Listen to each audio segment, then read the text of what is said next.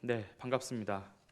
이제 우리가 사무엘서를 다 마치고 이제 미가서를 살펴보게 되었습니다.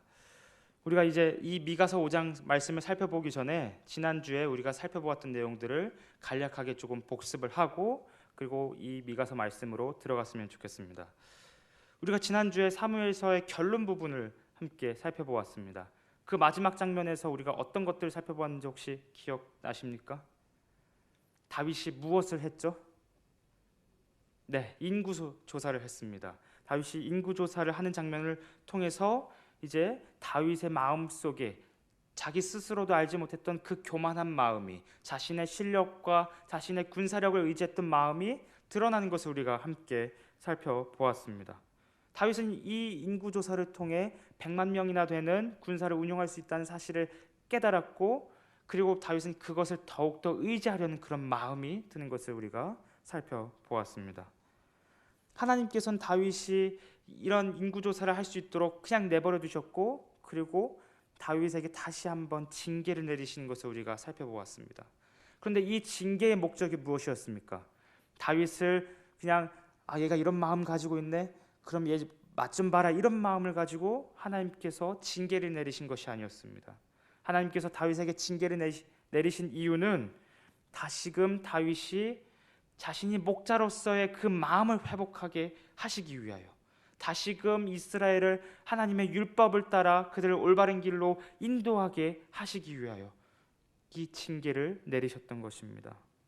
우리는 이 사무엘서 마지막 장면을 통하여 하나님께서 원하시는 왕은, 하나님께서 바라시고 그토록 찾으셨던 왕은 목자의 심정을 가지고 하나님의 백성들을 올바르게 이끌어가는 그런 왕을 하나님께서 바라셨다는 것을 우리가 사무엘서의 결론을 통해서 살펴보았습니다. 그런데 이 주제가 오늘 우리가 살펴볼 이 미가서 말씀에도 동일하게 중요한 주제가 됩니다. 먼저 우리가 이 주제를 가지고 미가서를 좀 살펴보았으면 좋겠는데요. 미가서 5장 1절을 함께 좀 살펴보면 좋겠습니다.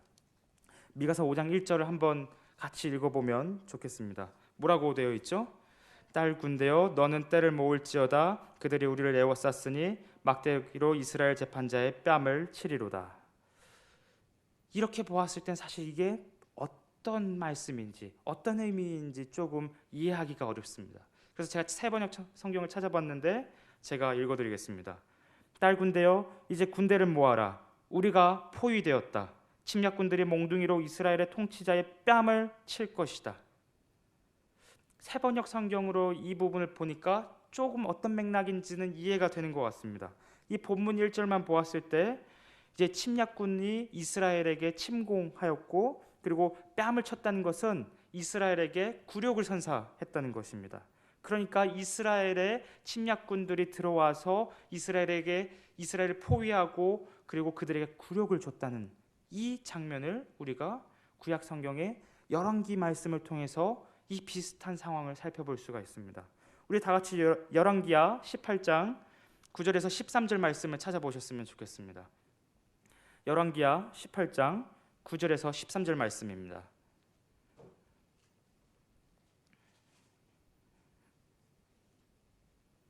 열왕기야 18장 9절에서 13절 말씀.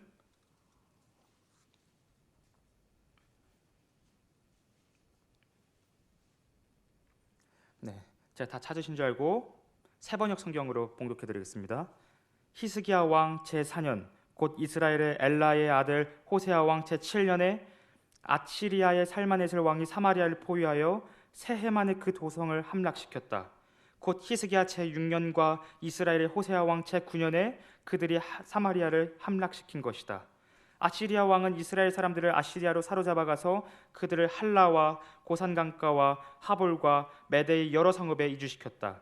이렇게 된 것은 그들이 자기들의 하나님이신 주님의 말씀을 듣지 않고 그의 언약을 깨뜨렸으며 주님의 종 모세가 명령한 모든 것을 순종하지도 않고 실천하지도 않았기 때문이다. 히스기야 왕 제14년에 아시리아의 사네립 왕이 올라와서 요새화된 유다의 모든 성읍을 공격하여 점령하였다. 열왕기야 말씀은 지금 이런 상황을 그리고 있습니다. 본문 1절의 말씀의 상황은 열왕기야 말씀을 통해서 살펴보니까 아수르가 이스라엘에 침공하게 되었고 북이스라엘은 이제 멸망하게 되었습니다. 그리고 남유다의 모든 성읍들이 다 점령당하고 무엇만 남았냐면 이제 예루살렘만 남게 된 그런 절체절명의 상황인 것입니다. 즉 이스라엘 통치자가 뺨을 맞는 상황이란 온 이스라엘의 모든 성읍이 다 무너지고 점령당하고 멸망당한 것을 의미하는 것입니다.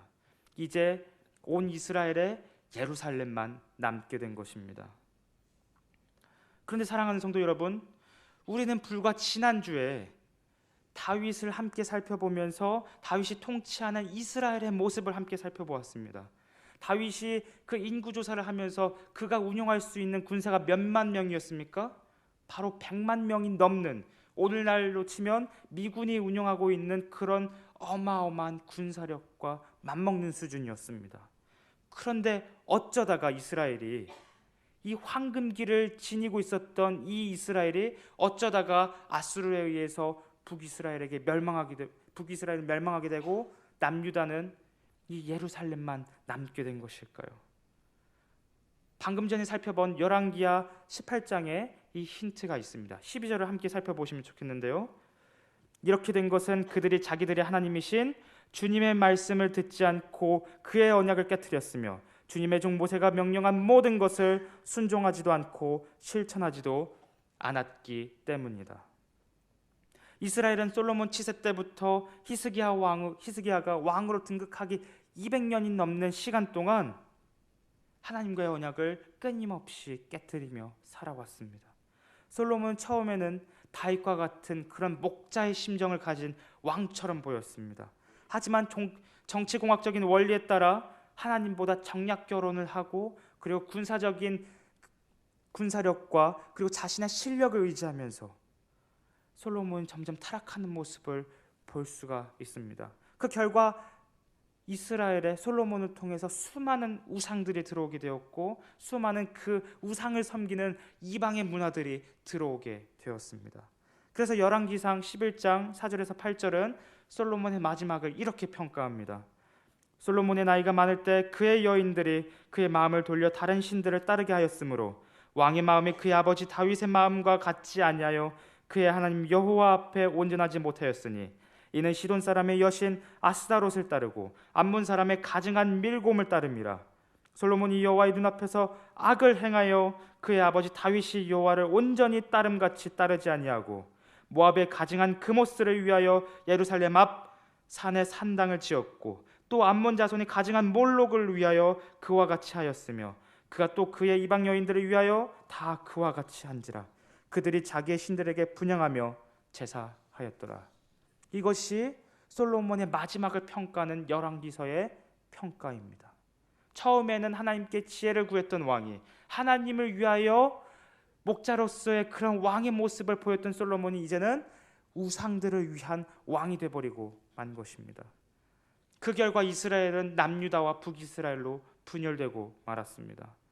두 왕국 모두 하나님과의 언약을 무시한 채 우상을 섬기면서 200년 넘게 살아오게 된 것입니다. 사랑하는 성도 여러분, 이스라엘의 왕은 다윗과 같이 하나님을 위한 왕이자 그리고 하나님의 백성들을 율법에 따라 올바른 길로 인도해야 하는 그런 목자로서의 왕이어야만 합니다. 우리는 지난주에 이 사무엘서 결론을 통해서 이스라엘의 왕이 어떠해야 되는지를 함께 살펴보았습니다. 하지만 이러한 모습은 다윗 이후에 두 왕국에서 찾아보기 매우 드문 그런 왕의 모습이 되고 마는 것입니다. 심지어 미가 선지자가 활동했던 당시 히스기야 왕의 아버지 아하스 왕은 우상을 섬기기 위하여 자신의 자녀를 우상에게 제물로 바쳐버리는, 불에 태워 죽이는 그런 심각한 만행을 저지르고 말았습니다. 그래서 열왕기하 16장 3절은 이 아하스 왕을 이렇게 평가합니다. 그는 이스라엘의 왕들이 걸어간 길을 걸어갔고 자기 아들을 불에 태워 제물로 바쳤다. 이것은 주님께서 이스라엘 자손이 보는 앞에서 쫓아내신 이방 민족의 역겨운 풍속을 본받은 행위였다. 아하스 왕은 이 이방 민족이 쫓는 아주 역겨운 이런 행위들을 하나님 앞에서 한 것입니다. 한 나라의 왕이 우상을 위해, 그 우상을 쫓는 그 마음을 위해 자신의 자식을 죽이기까지 했다면, 나머지 사람들이 우상을 위해서, 그리고 그 우상이 가져다 줄 그 어떤 풍요와 번영을 위해서 내 이웃의 것을 착취하고 억압하고 빼앗는 것은 당연한 일이 되었을 것입니다. 그런데 문제는 이스라엘 안에 마지막 희망이어야 할 종교 지도자들마저도 그러한 모습을 보이면서 살았다는 것입니다. 내 이웃의 것을 빼앗고 내 이웃을 사랑하지 않고 오히려 이웃의 것들을 억압하고 착취하고 힘으로 빼앗는 모습들이 종교 지도자들의 모습 속에 나타나게 된 것입니다. 그래서 미가 선지자는 그들의 죄를 이렇게 고발하는데요. 미가 3장 9절에서 11절 말씀입니다. 야곱 집의 지도자들아, 이스라엘 집의 지도자들아, 곧 정의를 미워하고 올바른 것을 모두 그릇되게 하는 자들아, 나의 말을 들어라. 너희는 백성을 죽이고서 그 위에 시온을 세우고 죄악으로 터를 닦고서 그 위에 예루살렘을 세웠다. 이 도성의 지도자들은 뇌물을 받고서야 다스리며, 제사장들은 삭을 받고서야 율법을 가르치며, 예언자들은 돈을 받고서야 계시를 밝힌다. 이스라엘의 가장 핵심적인 역할을 하고 있는 지도자들, 그리고 제사장들, 선지자들이 다 타락하고 만 것입니다. 그런데 사랑하는 성도 여러분, 이러한 모습이, 이 이스라엘의 이렇게 타락한 모든 모습들이 마치 오늘날의 우리가 살고 있는 세상과 너무나도 흡사한 모습과도 같습니다. 마치 돈이 우리에게 힘을 주는 것 같고, 권력을 주는 것 같고, 명예를 주는 것 같고, 풍요를 주는 것만 같습니다. 돈은 우리에게 이러한 것들을 약속한 것처럼 우리에게 다가오지 않습니까? 돈은 마치 살아있는 신처럼 우리의 마음을 유혹합니다. 하나님보다 돈을 더 바라보도록 만듭니다. 우리는 이 땅에 살면서 이러한 유혹이 너무나도 쉽게 노출되어 있습니다. 때로는 그 유혹에 굴복하여 걱정과 염려에 빠지는 경우가 너무나도 많이 있습니다. 하나님의 사랑을 받았던 솔로몬은 이런 유혹에 결국 넘어가 버려 하나님을 떠나고 말았습니다. 하나님을 버리고 말았습니다. 하나님은 솔로몬을 사랑하셨지만 솔로몬은 돈을 더 사랑하고 우상이 가져다 줄 그 풍요와 번영을 더 사랑했기 때문에 하나님을 떠나버리고 만 것입니다. 남유다와 북이스라엘 또한 마찬가지로 우상이 가져다 줄 그 풍요와 번영과 그 물질적인 풍요를 따라 하나님을 더 이상 사랑하지 않게 된 것입니다. 아하스 왕은 자신의 자식을 죽여서라도, 내 혈육을 죽여서라도 내가 얻고자 하는 것을 얻어내는 그런 너무나도 끔찍한 모습을 보일 정도로 이스라엘은 심각하게 타락하게 된 것입니다. 그러자 어떤 모습이 이스라엘 속에 나타나게 되었습니까? 바로 이웃의 것을 탐하고 빼앗고 착취하는 모습으로 나타나게 된 것입니다. 이처럼 이스라엘은 하나님에 대하여 불의하기 시작하자 이웃에 대하여 불의하기 시작합니다. 이처럼 하나님을 떠나는 것은 곧 내 이웃을 사랑하지 않는 것과도 직결되는 그런 문제인 것입니다. 죄에 빠져 하나님을 떠난 사람에게 더 이상 내 이웃은 더 이상 사랑해야 하는 존재가 아닙니다. 더 이상 내가 그들을 감싸줘야 하는 존재가 아닙니다. 내가 원하는 것을 위하여 합법적으로 경쟁하거나 불법적으로 속여서 빼앗거나 힘으로 착취해서 그들이 가지고 있는 것을 내 것으로 만들어야 하는 그런 대상이 되어버린 것입니다. 우리 지에 이런 일들이 너무나도 많이 일어나고 있습니다. 이런 일들이 너무나도 비일비재해서 우리가 9시에 뉴스를 틀면 너무나도 이런 비슷한 사건들이 많이 보도되고 있지 않습니까? 이런 모습들이 이스라엘 속에 심각하게 만연하게 퍼져 있었던 것입니다. 그런데 모세는 이 부분에 대하여 이미 이스라엘에게 모압 평지에서 경고한 적이 있었습니다. 신명기 16장 18절에서 20절 말씀인데요. 하나님 여호와께서 내게 주시는 각 성에서 내 지파를 따라 재판장들과 지도자들을 둘 것이요 그들은 공의로 백성을 재판할 것이니라.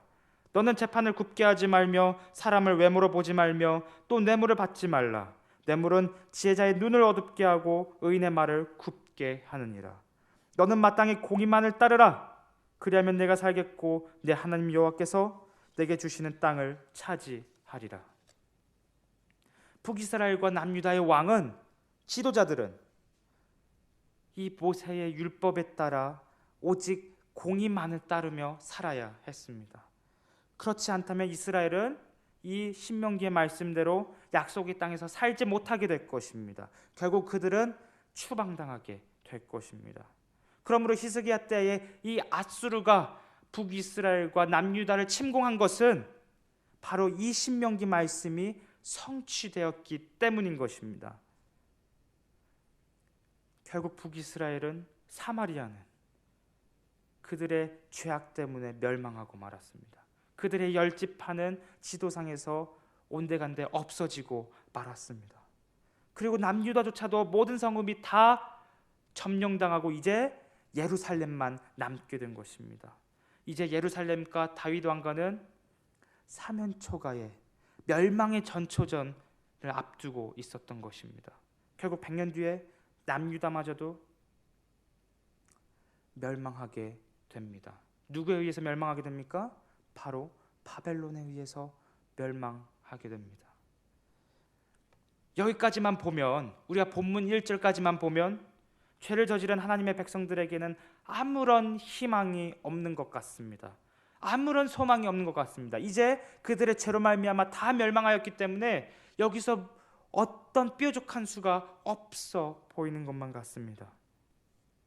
하나님을 의지하지 않고 우상을 따른 교만한 왕들은, 200년 동안 우상을 쫓아다녔던 그 왕들과 나라들은 이제 다 멸망하고 말았습니다. 철저하게 실패하고 만 것입니다. 그런데 이때 미가 선지자는 굴욕을 당하고 멸망하게 될 예루살렘의 왕가와는 대조적인 어떤 한 왕이 베들레헴에서 날 것을, 그런 소망의 메시지를 선포하게 됩니다. 미가서 5장 2절인데요. 세번역 성경으로 제가 봉독해 드리겠습니다. 그러나 너 베들레헴 에브라다야, 너는 유다의 여러 족속 가운데서 작은 족속이지만 이스라엘을 다스릴 자가 내게로 나올 것이라. 그의 기호는 아득한 옛날 태초에까지 거슬러 올라간다. 본문 2절에 따르면 이 왕은, 이 모든 절망적인 상황을 뒤집을 수 있는 왕은 어디에서 나옵니까? 베들레헴에서 나오게 됩니다. 그런데 베들레헴은 어떤 곳입니까? 여러분들이 베들레헴을 들었을 때 어떤 곳이라고 생각이 되어집니까? 바로 다윗이 태어난 곳이고 다윗의 고향입니다. 베들레헴은 다윗의 고향으로 유명했습니다. 마치 조선시대의 전주 이씨 때문에 유명했었던 것처럼 베들레헴도 유명한 곳이었습니다. 그런데 조선시대 전주는 한양에 비해서 아주 작고, 그리고 중요성이나 규모 면에 있어서 아주 작은 곳이었습니다. 마찬가지로 베들레헴도 유다 지역에서, 남유다 지역에서 예루살렘에 비해서는 그 중요성이나 크기에 비해서 아주 작은, 너무나도 작은 그런 마을이었습니다. 그런데 그곳에서 누가 나시냐면 바로 이 모든 상황을 반전시킬 한 왕이 이제 나오게 될 것입니다. 이스라엘 통치할 또 다른 왕이 이제 나오게 될 것입니다. 그런데 그 왕은 비천한 곳에서 태어나지만 역설적으로 온 이스라엘을 다스리게 되는 가장 큰 자가 될 것입니다. 그런데 그 왕의 특징은 어떻습니까? 우리 본문 2절을 계속해서 보시면 그의 근본은 상고에 영원에 있다고 합니다. 그런데 우리가 이 그의 근본은 상고에 영원에 있다는 이 말이 도대체 무슨 뜻인지를 이해하기가 쉽지가 않습니다. 그래서 이것을 히브리어의 근거에서 좀 풀어서 이야기하면 다음과 같습니다. 그의 왕적인 기원은 먼 과거에 옛적에 있다. 여기서 먼 과거 혹은 옛적이라는 표현은 선지자들이 즐겨 사용하는 그런 표현들이었습니다. 무엇을 표현할 때 쓰는 표현이었냐면 바로 다윗 왕가를, 다윗의 왕권이 회복되었을 때 사용하는 그런 표현인 것입니다. 그렇기 때문에 먼 과거 혹은 옛적이란 말은 다윗의 왕권과 200년 전에 다윗이 목자로서의 그 왕으로서 그 사명을 감당했을 때의 그 모습과 연결이 된다는 것입니다. 그래서 예를 들어서 아모스 선지자는 이 표현을 통해 하나님께서 무너진 다윗 왕가를 세우시는 것을 표현할 때 이렇게 말하는데요. 아모스 9장 11절입니다. 그날에 내가 다윗의 무너진 장막을 일으키고 그것들의 틈을 막으며 그 허물어진 것을 일으켜서 옛적과 같이 세우고. 아모스 선지자가 뭐라고 말했습니까? 옛적과 같이 다윗의 무너진 장막을 세울 것이다 라고 말하고 있는 것입니다. 그러므로 새롭게 등장할 왕은 먼 과거에 있는 다윗의 혈통을 따르는 왕이자 또한 다윗에게 주어진 다윗 언약을 따르는 그런 왕이라는 것입니다. 여기서 한 걸음 더 나아가 우리 본문 5절을 함께 살펴보면 좋겠는데요. 본문 5절을 보시면 그 왕은 하나님 백성의 모든 원수를 상징하는 앗수르를 물리치고 평강을 이스라엘에게 가져다주는 그런 왕이 될 것입니다. 여기에 바로 하나님 백성들의 이 앗수르의 침공 앞에 소망이 없고 희망이 없는 이스라엘에게 희망이 될 수 있는, 소망이 될 수 있는 그런 반전이 이 본문 2절을 통해서 시작이 되는 것입니다. 왜냐하면 이스라엘은 자기 죄로 말미암아 포로로 끌려가더라도, 멸망하더라도 아주 멸망하는 것이 아니라 아주 포로로 끌려가는 것이 아니기 때문입니다. 하나님 백성은 가장 비천한 곳에서 태어난 왕을 통해 그들의 원수가 물리쳐지고 그리고 평강을 누리게 될 것입니다. 이처럼 하나님은 현재 패배에서 새롭게 등장할 새로운 왕을 통해 절망적인 상황을 승리의 상황으로 역전시키실 것입니다. 누가요? 하나님께서 이 새로운 왕을 통해서 그 일들을 하신다는 것입니다. 그런데 이 왕은 다윗과 같이 위대해질 것이나 교만함에 결코 빠지지는 않을 것입니다. 수많은 왕들이 자신들의 위대함에 빠져 교만함에 빠지게 되었습니다. 하나님을 떠나게 되었습니다. 그러나 이 왕은, 하나님께서 위대하게 만들어주신 이 왕은 오직 하나님만을 의지하며 목자의 심정으로 하나님의 백성들을 먹일 것입니다. 미가서 5장 4절을 보시면 그가 주님께서 주신 능력을 가지고 그의 하나님이신 주님의 이름이 지닌 그 위엄을 의지하고 서서 그의 때를 먹일 것이다. 그러면 그의 위대함이 땅 끝까지 이를 것이므로 그들은 안전하게 살아갈 수 있을 것이다. 이처럼 비천한 베들레헴에서 날 새로운 왕은 다윗보다 훨씬 더 위대하고도 이상적인 왕인 것입니다. 이스라엘은 이런 이상적인 왕을 뭐라고 불렀냐면 메시아라고 불렀습니다. 뭐라고 불렀다고요? 네, 메시아라고 불렀습니다. 그렇다면 이 메시아는, 그토록 이스라엘이 바라고 원했던 메시아는 언제 도착할까요? 지금 이들은 아수르의 침공에 당하고 말았고 그리고 바벨론의 포로로 끌려가기 직전의 상황입니다. 그렇다면 도대체 약속하신 이 메시아는 언제 이들에게 오게 되는 것일까요? 본문 3절을 함께 살펴보시면 좋겠습니다. 본문 3절을 보시면 이들에게 메시아가 오는 것은 여인이 해산할 때까지입니다. 그러므로 주님께서는 해산하는 여인이 아이를 낳을 때까지 당신의 백성을 원수들에게 그대로 맡겨두실 것이다. 그 뒤에 그의 동포 사로잡혀 가던 남은 백성이 이스라엘 자손에게로 돌아올 것이다. 미가 선지자는 이 3절 말씀을 통하여 여인이 해산할 때까지 메시아가 오지 않을 것이다. 그리고 너희들은 그 원수의 압제에서 포로 생활을 감당하게 될 것이다 라고 말하고 있는 것입니다. 여인이 해산한다는 것은 우리 미가 4장 10절을 한번 보시면 좋겠는데요. 이 4장 10절에 따르면 여인이 해산한다는 것은 곧 하나님 백성의 원수로 상징되는 바벨론으로부터 이 포로가 귀환된 것을 의미합니다. 바벨론의 포로에서 돌아왔을 때를 미가 선지자는 여인이 해산하는 때라고 이야기했던 것입니다. 그렇다면 제가 여러분들에게 한 가지 질문을 드려보겠습니다.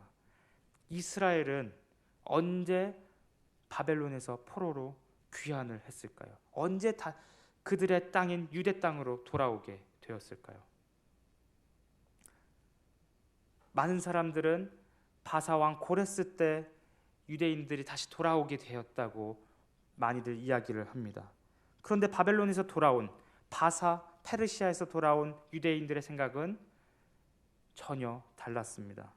이들은 포로 생활이 아직 끝이 나지 않았다고 생각했습니다. 왜냐하면 이들은 여전히 바사의 압제 아래, 바사의 식민지 생활을 하고 있었기 때문입니다.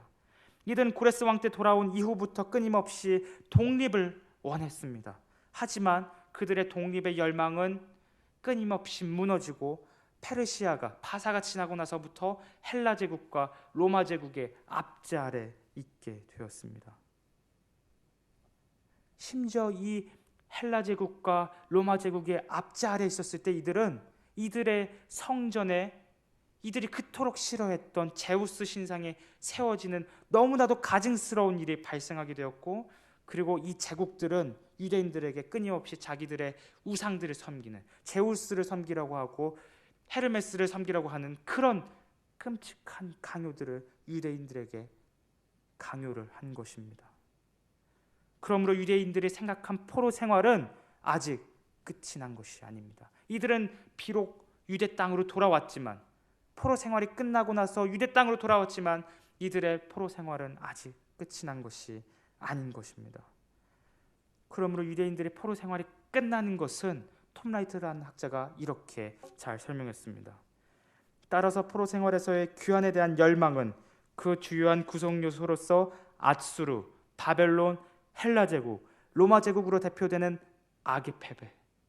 그러니까 유대인들이 생각했던 포로 생활이 끝나는 것은 우리를 압제하고 있는 저 악의 무리들이 패배하여야만 자기들의 포로 생활이 끝난다고 생각을 한 것입니다. 그리고 성전이 다시 회복되고, 그리고 참된 다윗 왕조의 재정립, 메시아가 와야만 이들이 생각한 포로 생활이 끝났다고 생각했던 것입니다. 이제 유대인들의 열망에 따라 마침내 메시아께서 이 미가서 5장 2절의 말씀대로 베들레헴에 나시게 되었습니다. 이 메시아가 누구입니까? 유대인들이 그토록 바랬던 메시아가 누구입니까? 바로 예수 그리스도이신 겁니다. 이제 예수 그리스도를 통해 이스라엘은 기나긴 포로 생활로부터 돌아오게 될 것입니다. 이것이 예수님께서 선포하셨던 복음의 맥락인 것입니다. 이스라엘이 포로 생활로 다시 돌아오게 되는 것, 이것이 예수님께서 유대인들에게 선포하셨던 복음의 첫 시작이었던 것입니다. 그래서 예수님께서는 마가복음 1장 14절에서 15절에서 이렇게 말씀하셨습니다. 예수님께서 세례를 받으시고 나서 첫 선포를 이렇게 하신 것입니다. 예수께서 갈릴리에 오셔서 하나님의 복음을 전파하여 이르시되 때가 찼고 하나님의 나라가 가까이 왔으니 회개하고 복음을 믿으라 하시더라. 예수님께서 여기서 말씀하시는 회개하는 것은 단순히 너희들의 죄를 회개해라가 아닙니다. 예수님께서 말씀하신 복음은 이제 너희들이 그토록 열망했던 하나님께서 다시 돌아오셨다. 너희들이 그토록 바랬던 그 메시아가 다가왔다. 이제 너희들의 포로 생활이 끝났다. 이것이 예수님께서 이스라엘에게, 유대인들에게 선포하셨던 복음이었던 것입니다. 예수님의 복음 선포는 곧 이처럼 이스라엘의 포로 생활이 끝났다는 것을 의미했습니다. 그리고 하나님께서 다시 메시아를 통해 왕으로서 돌아오셨다는 것을 의미합니다. 이제 예수님께서는 구약에 약속된 메시아로서 십자가를 통해 왕좌에 오르셨습니다. 그리고 십자가를 통해 유대인들이 악이라고 생각했던 저 로마를 건너서, 그 로마를 뛰어넘어 저와 여러분의 진짜 원수인 악과 부패와 죽음과 싸우신 것입니다. 유대인들이 생각했던 악은 저 로마라고 생각했지만 하나님께서 생각하셨던 진정한 악은 죽음이자 죄였던 것이었습니다. 결국 우리의 원수인 죽음은 예수님의 십자가에 의해서 패배하였고 예수님은 죽음을 이기고 부활하심으로 온 세상을 다스리시는 왕이 되신 것입니다. 이것을 통해 예수님께서는 미가서 5장의 말씀을 성취하시게 되신 것입니다. 이제 바벨론과 로마라는 악의 세력으로부터의 포로귀환이 악과 부패와 죽음의 세력으로부터의 귀환이 된 것입니다. 이것이 우리에게 전해진 복음입니다. 이것이 오늘날 우리에게 사도들을 통하여 선지자들을 통하여 주어진 복음의 메시지인 것입니다.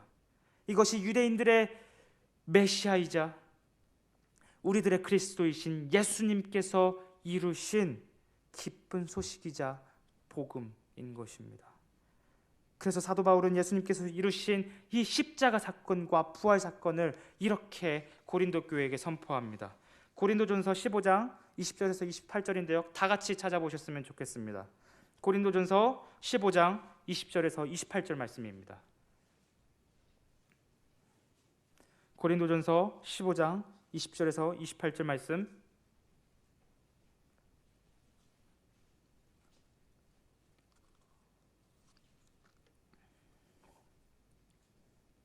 우리 다 같이 교독하셨으면 좋겠습니다. 20절부터입니다. 그러나 이제 그리스도께서 죽은 자 가운데서 다시 살아나사 잠자는 자들의 첫 열매가 되셨도다.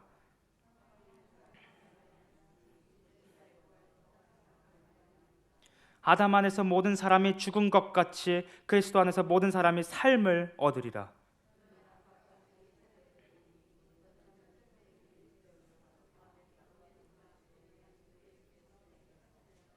그 후에는 마지막이니 그가 모든 통치와 모든 권세와 능력을 멸하시고 나라를 아버지 하나님께 바칠 때라.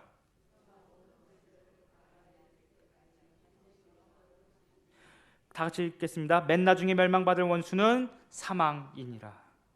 아멘. 예수님께서는 로마로부터의 압제를 구원하시기 위해 오신 것이 아닙니다. 예수님께서 이 땅에 오신 이유는 우리의 최종적인 원수인 사망으로부터 우리를 건지시기 위하여, 우리가 죄의 노예가 되었을 때 우리가 그 노예로부터 건짐을 받기 위하여 예수님께서 이 땅에 오신 것입니다. 예수님께서 십자가에서 죽으시고 부활하심으로 우리의 왕이 되신 것입니다. 그리고 우리를 구원하셔서 우리를 그분의 백성 삼아 주신 것입니다. 말씀을 맺고자 합니다. 오늘 우리는 미가서 5장을 통해 이스라엘의 자신의 죄로 말미암아 심판을 받는 모습을 함께 살펴보았습니다. 특히 솔로몬 때부터 우상을 숭배하던 북이스라엘과 남유다는 아수르와 바벨론에 의해 굴욕을 당하게 되고 멸망하게 되고 심판을 받게 되었습니다. 그리고 마침내 그들은 이방인의 압제 아래 살게 된 것입니다. 그런데 하나님은 절망적인 상황을 뒤집으셨습니다. 왜냐하면 하나님은 이스라엘의 패배를 새로운 왕의 승리로 상황을 반전시키시기 때문입니다. 그 왕이 누구이십니까? 바로 우리 주 예수 그리스도이십니다. 이 왕은 다윗과 같이 위대한 왕이지만 오직 하나님만을 의지하는 겸손한 분이십니다. 또한 하나님 백성을 위하여 십자가에 자기의 목숨을 버리시는, 자기의 목숨을 내던지시는 선한 목자이십니다. 그 결과가 어떻게 되었습니까? 저와 여러분 모두가 죄의 포로에서 해방이 되었습니다. 예수님께서 죽음을 이기시고 부활하셔서 우리의 왕이 되셨습니다. 이것이 오늘날 우리에게 전해진 하나님의 일하심의 소식이자 우리에게 주어진 기쁜 소식, 복음인 것입니다. 우리에게 전해진 이 기쁜 소식이 남은 한 주를 살아가는 저와 여러분에게 힘이 되고 은혜가 되고 능력이 되는 그런 말씀이 되시기를 소망합니다. 기도하겠습니다. 하나님 감사합니다. 오늘 저희가 이 미가서 5장 말씀을 통하여 이스라엘의 죄를 살펴보게 되었습니다. 이스라엘이 우상을 숭배하며 그 우상이 가져다 줄 풍요와 번영의 마음을 빼앗겨 하나님을 버리고 만 것을 살펴보았습니다. 결국 하나님께서는 그 이스라엘을 200년 동안 참으시고 그들을 이방인의 압제 아래, 바벨론의 압제 아래 포로로 끌려가도록 두셨습니다. 그런데 그렇게 하셔야만 하나님께서 그렇게 하셨어야만 새로운 왕이 등장하셔서 우리 주 예수 그리스도께서 오셔서 그 모든 것들을 해결하실 수 있었기 때문입니다. 하나님, 저희가 죄에 포로된 상태에서 살아왔습니다. 저희가 이스라엘과 같이 죄의 노예처럼 죄의 압제 아래, 죽음의 압제 아래 살아왔습니다. 그러나 주님께서 십자가에서 죽으시고 부활하심으로 말미암아 저희들을 구원하셨음을 고백합니다. 우리들의 왕이 되셨음을 고백합니다. 이 사실이 저희들의 힘이 되고 능력이 되고 복음의 능력이 될 수 있도록 은혜를 허락하여 주시옵소서. 이 모든 기도 예수 그리스도의 이름으로 기도드립니다. 아멘.